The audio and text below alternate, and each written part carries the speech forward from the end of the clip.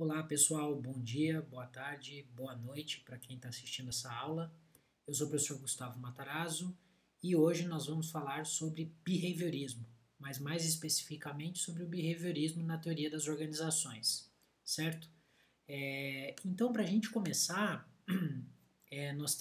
podemos pensar o behaviorismo como um segundo estágio da teoria das relações humanas que a gente viu na aula passada, né? Lembrar da teoria das relações humanas, basicamente, nós temos que pensar em Mayle, Elton Mayle, nós temos que pensar na experiência de Hawthorne, nós temos que pensar nos estímulos psicossociais, nós temos que pensar nos grupos informais, né? Na importância que isso trouxe algumas questões para além, né? Algumas não, muitas questões para além da administração clássica, científica, que a gente viu em aulas anteriores ali, com basicamente com os dois nomes mais clássicos, Taylor e Fayol, mas a gente viu outros autores que são importantes para aquele momento.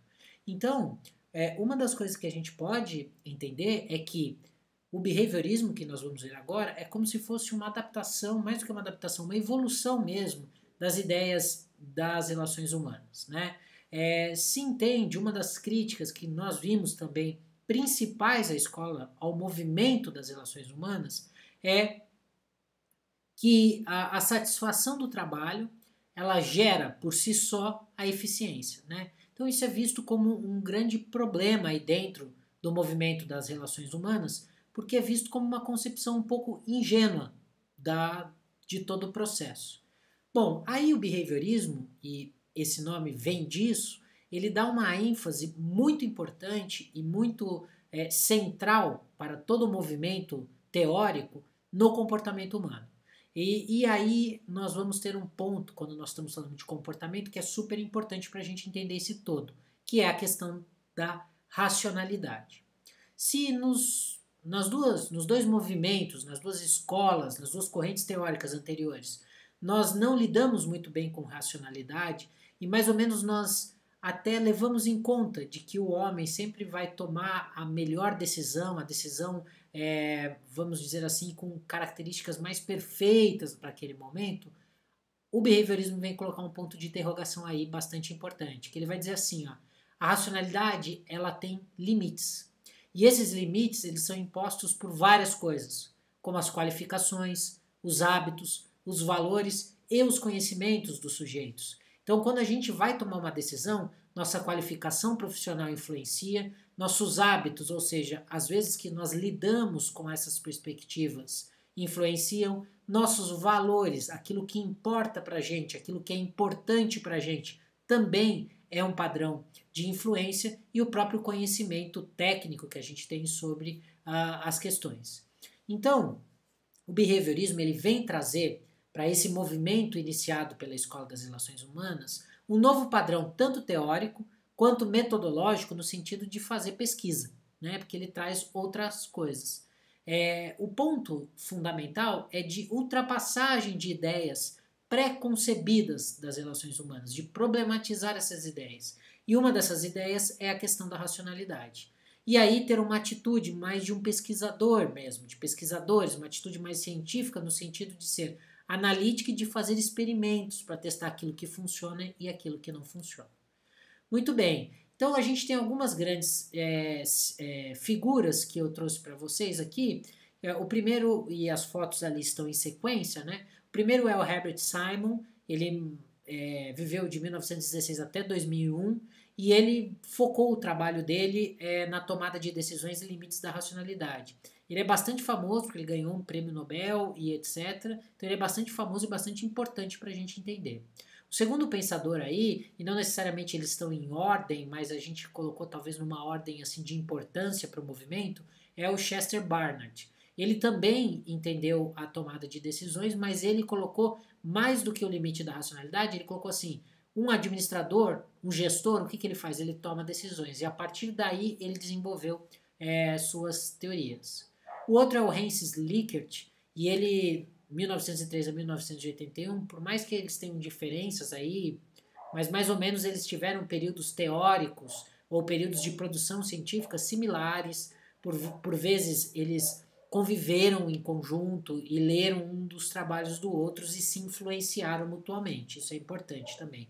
E o Likert, ele vai fazer uma pesquisa que ele vai dizer assim, ó, aquilo que se dizia na administração científica não faz muito sentido se eu for analisar analítica e experimentalmente, porque ele diz assim, quando eu vou analisar lá no campo, quando eu vou pesquisar, eu vejo que os supervisores bem-sucedidos, eles não obrigam seus subordinados a se prenderem a ciclos de trabalhos estreitos assim, muito limitados, né, muito determinados pela autoridade.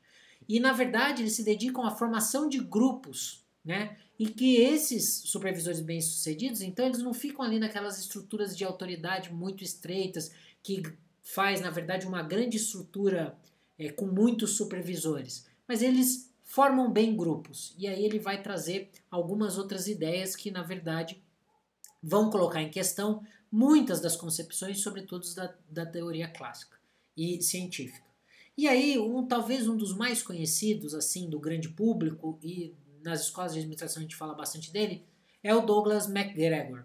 Ele nasceu também mais ou menos naquele período, né, o período de vida dele, de 1906 a 1964, e ele vai dizer assim, ó, existem dois tipos, existe a teoria X, que essa teoria é um pressuposto teórico dele, dizer, tem uma teoria X que é baseada na administração clássica e científica, que ela tem uma ideologia de se pensar o ser humano. E como ela pensa o ser humano? Ela pensa o ser humano como avesso ao trabalho. Naturalmente avesso ao trabalho. Não gosta de trabalhar. E ele evitará o trabalho sempre que puder. E ele vai dizer, tem uma outra, eu vou contrapor aqui teoricamente, uma outra teoria, que seria a teoria Y, que seria, por exemplo, a capacidade de assumir responsabilidades. Então, ao invés de eu pressupor que o ser humano é avesso ao trabalho, eu vou dizer não. O ser humano ele tem capacidade sim de assumir responsabilidades. E que as pessoas não são passivas ou resistentes às necessidades da organização. E aí ele vai colocar na discussão sobre isso, entre ter um estilo mais de gestão relacionado com a administração clássica científica ou um estilo Y, que ele vai contrapor, e ele vai dizer o seguinte, olha, para entender esse meu estilo, essa minha teoria Y, a gente tem que primeiro entender a importância dos fatores criados pela administração. Ou seja, se a gente entender a administração como gestão, o que a gestão de uma empresa, de uma organização, ela cria como fatores para que você consiga fazer com que as pessoas se interessem pelo trabalho, com que as pessoas assumam responsabilidades. Esse é um primeiro ponto. Um segundo ponto a própria administração ela tem uma responsabilidade intrínseca de que as pessoas se reconheçam e se desenvolvam por si próprias, né? Isso é muito importante. Então, é essa responsabilidade que as pessoas vão ter que se reconhecer e se desenvolver por si próprias, mas quem tem que ter isso na cabeça é a administração, é a gestão. E, por fim, ele diz assim, a administração como processo de criação de oportunidades é a administração que usa os recursos para criar essas oportunidades, para que as pessoas realizem seus potenciais, para que as pessoas removam seus obstáculos e para que se encorajem essas pessoas ao crescimento pessoal, né? Então, a gente pode até pegar ali um pensador da Escola das Relações Humanas e trazer aqui, se a gente pensar na hierarquia das necessidades de Maslow, a gente consegue pensar, né, nas questões de MacGregor também em conjunto. Bom, quais são as ideias centrais do movimento, desse movimento do behaviorismo? A primeira é do homem administrativo. Se a gente viu que a primeira concepção da natureza humana, da teoria do movimento clássico científico, é uma concepção de natureza de homo econômicos, ou seja, o homem se movimenta pelo incentivo econômico. O segundo que a gente viu é de um homo social, né? O homem se movimenta a partir das relações interpessoais, das relações sociais, das questões psicossociais, né? Então a interação é super importante, a questão dos grupos formais e informais. Agora a gente vai pensar no homem administrativo, é uma outra concepção de natureza humana. E esse homem administrativo, ele tem suas relações baseadas aí na adaptabilidade, ou seja, se adaptar às situações. Isso vai muito também relacionado com a questão que a gente viu da própria metáfora, né, das organizações como organismos e como possibilidade aí de se adaptar a questão humana também entra nessa relação, questão humana individual. Então, os homens se comportam racionalmente apenas com relação a um conjunto de dados característicos de determinada situação. O que isso quer dizer? O homem, qualquer ser humano, homem aqui, quando estou dizendo, estou me referindo aos seres humanos, os seres humanos eles não conseguem fazer uma leitura completa da situação para tomar decisão. Portanto, eles têm um conjunto de dados que são característicos de determinada situação. Ele consegue captar alguns desses dados para tomar decisão, não consegue captar todos, né? Os passos que conduzem o agente para definir a situação de determinada maneira envolve um complexo entremeado de processos efetivos e cognitivos. Ou seja, nós vamos ter aí processos que são tanto racionais quanto irracionais, né? São processos cognitivos que são muito complexos para a pessoa identificar uma determinada situação. E aí quando a gente vai pensar numa tomada de decisão, compra ou não compra, demite ou não demite, contrata ou não contrata, amplia ou não amplia, desenvolve ou não desenvolve um novo produto, um novo serviço, a gente vai pensar que esse processo ele não é estritamente racional e que a tomada de decisão está ali com vários aspectos cognitivos relacionados, né? Então, e aí, qual é um aspecto que ele leva? O que uma pessoa deseja e aprecia, ela influencia o que se vê.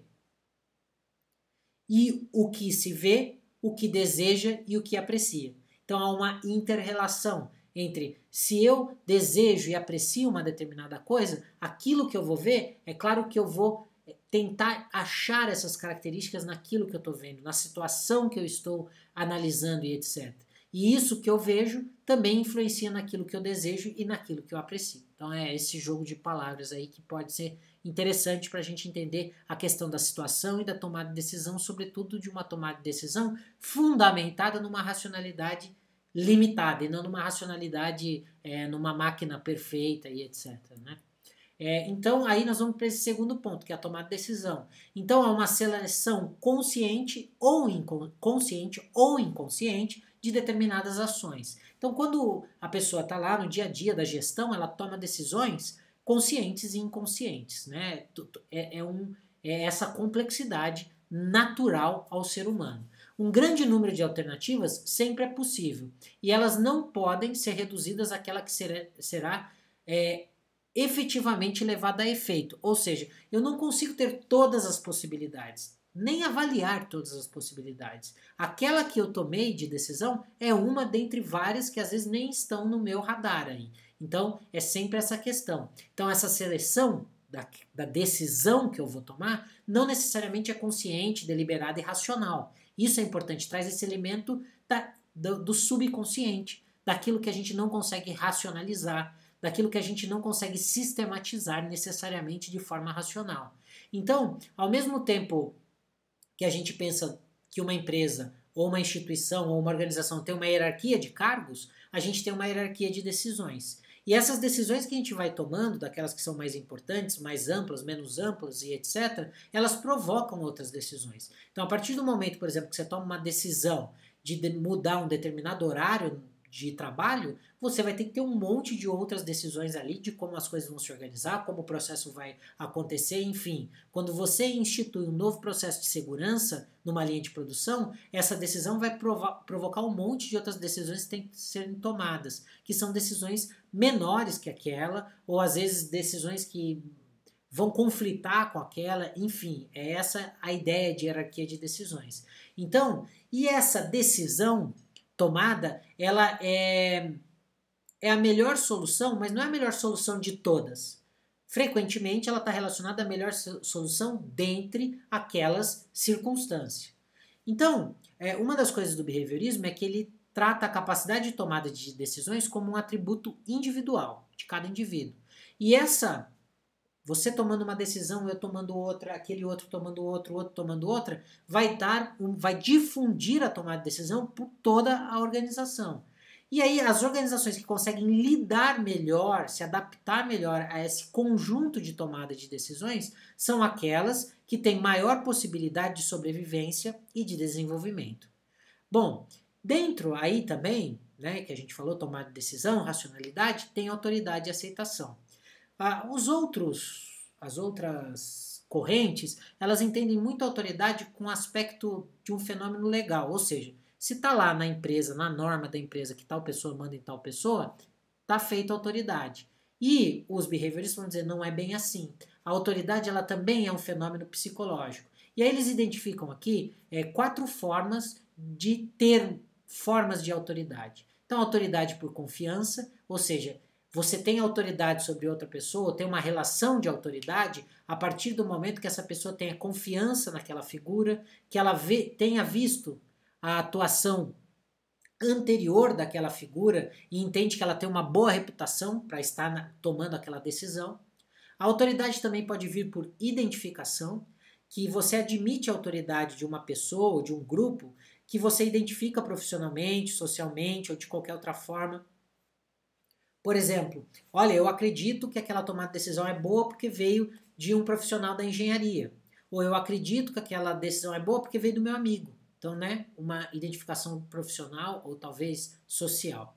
E tem autoridade também por sanção, que é em função de recompensa ou de punição. Então, a autoridade ela vem ali, ela é garantida num sistema de recompensa ou punição. Né? Se você está fazendo certo, você tem um reforço positivo daquilo que você está fazendo. Se você está fazendo errado, você tem um medo de punição. Então, você articula essas duas coisas. E a última forma, a autoridade por legitimação. Ou seja, as pessoas se veem como obrigadas a seguir as regras do jogo. Ou seja, é legítimo que seja assim. É legítimo que tal pessoa seja o meu chefe, porque é assim, é a regra. Eu já vim aqui trabalhar ou ele conseguiu isso. Enfim. Então, há um condicionamento social a isso. Bom, dito isso, então, como que a gente relaciona behaviorismo com organização? A gente entende, então, behaviorismo, entende a organização como um sistema cooperativo racional, né? E a racionalidade aqui limitada, não racional porque é perfeito racionalmente, mas tem um limite. E esse limite está relacionado com nossa característica humana, né? Nós não somos um grande computador que consegue avaliar todas as coisas ao mesmo tempo, tudo, né? A gente tem limites físicos, biológicos, financeiros, enfim. Até as máquinas têm esses limites também. E aí a gente pode nos entender como um sistema, a organização, então o behaviorismo, como ele vê a organização como um sistema planejado de esforço cooperativo. A gente coopera porque a gente aceita a autoridade, porque a gente entende que aqui é um lugar que a gente tem que fazer, porque a gente entende que esse é um objetivo em comum, enfim. No qual cada participante tem um papel definido, então, ou seja, a definição de papéis dentro das organizações e a desempenhar deveres, tarefas a executar. E aí vai trazer uma outra concepção para a organização informal que a gente viu que foi uma concepção fundamental e central para o movimento anterior. A organização informal, então, ela é essa organização que relaciona meio de comunicação, coesão e proteção da integridade individual. Então, a organização informal ela dá todo o suporte para a organização formal exigir. E aí, o grande questionamento desses estudos dos behavioristas é que razões levam os indivíduos a cooperar? Bom, e aí diversas coisas eles vão levar em conta, né? Que a gente já passou aqui por diversas dessas questões. E, de forma geral, como que se responde essa questão? Os indivíduos cooperam quando eles estão em um sistema, e aí vamos entender o sistema como uma organização equilibrada, que recebe contribuições sob forma de dinheiro ou trabalho. Então, eu recebo contribuição do meu cliente como? Por dinheiro. Eu recebo a contribuição do meu empregado como? Por trabalho. E em troca eu ofereço atrativos. Para o meu cliente eu ofereço produto ou serviço. Para o meu empregado eu ofereço salário. E as recompensas ligadas a isso. Então, é essa a relação. Bom, pessoal, a aula de hoje foi baseada nesse livro do Fernando Prestes Motas, chamado Teoria Geral da Administração, uma introdução. Muito obrigado e a gente se vê.